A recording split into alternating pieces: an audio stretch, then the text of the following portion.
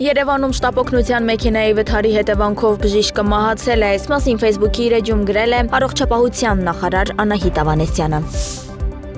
Պաշտպանության նախարարությունը հայտնում է, որ Տավուշում ապրիլի 8-ից 10 ընկած ժամանակահատվածում իրականացվելու են սահմանազատման եւ սահմանագծման նախորդիվ կատարված աշխատանքների շրջանակում ականաձերծված ականների պայթեցման աշխատանքներ։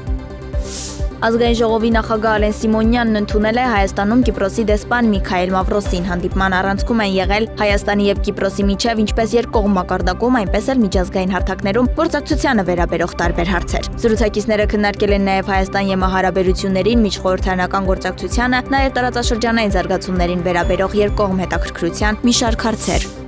Ազգային ժողովի նախագահի տեղակալ Հակոբ Արշակյանը ապրիլի 5-ից 9 Տաշկենտում տեղի ունեցող միջխորհրդարանական միության 150-րդ վեաժողովի շրջանակում հանդիպել է միջխորհրդարանական միության գլխավոր քարտուղար Մարտին Չունգոնգի հետ։ Ազգային ժողովի նախագահի տեղակալը բարձր է գնահատել Հայաստանի ու Ադրբեջանի միջև երկխոսությանը նպաստելու հարցում Մարտին Չունգոնգի գործունեությունը։ Միջխորհրդարանական միության գլխավոր քարտուղարն աջակցություն է հայտնել Հայաստանի եւ Ադրբեջանի միջև խաղաղության գործընթացին ու նշել, որ միջխորհրդարանական միությունը ջանքեր կներդնի այդ հարցում առաջընթաց ապահովելու համար։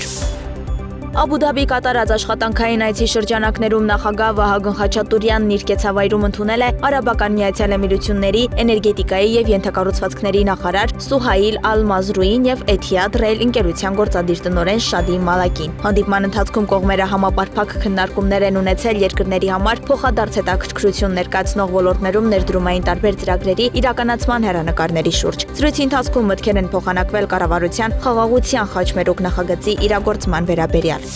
Նախնական տեղեկություններով Հայաստանում ԵՄ դեսպան Վասիլիս Մարագոսի անունից հայաստանյան քաղաքասարակության շուրջ 50 ներկայացուցիչներ թիրախավորված ֆիշինգային հարձակման էին ենթարկվել Signal հավելվածում։ Եթե դուք սեղմել եք գրանցման հղումը եւ մուտք գործել ձեր Microsoft օգտահաշվով, անպայման փոխեք ձեր գաղտնաբառը, համոզվեք, որ օգտահաշվում ակտիվ սեսիաներ չկան։ Ուկրաինայի նախագահ Վոլոդիմիր Զելենսկին առաջին անգամ պաշտոնապես հաստատել է ուկրաինացի զինվորականների ներկայությունը Ռուսաստանի Դաշնության Բելգորոդի մարզում։ Նրա խոսքով Ռուսաստանի սահմանամերձ շրջաններում ակտիվ գործողությունները հիմնավորված պատասխան են ռուսական հարձակմանը։ Նա նշել է, որ այդ գործողությունների հիմնական նպատակը Սումի եւ Խարկովի պաշտպանությունն է, որոնք պարբերաբար գնդակոծվում են Ռուսաստանի կողմից։ ԱՄՆ նախագահ Դոնալդ Թրամփը Սպիտակ տանն Իսրայելի վարչապետ Բենյամին Նեթանյահուի հետ հանդիպման ժամանակ ընդգծել է իր լավ հարաբերությունները Թուրքիայի նախագահ Ռեջեփ Թայիփ Էրդողանի հետ։ Գիտեմ, որ մամուլը զայրանում է, որ Էրդողանն ինձ դուր է գալիս, բայց ես հավանում եմ նրան, նա էլ ինձ եւ մենք երբեք որևէ խնդիր չենք ունեցել։ Նրա խոսքով Թուրքիան Սիրիայում արեց այն, ինչը ոչ ոք չէր կարող անել։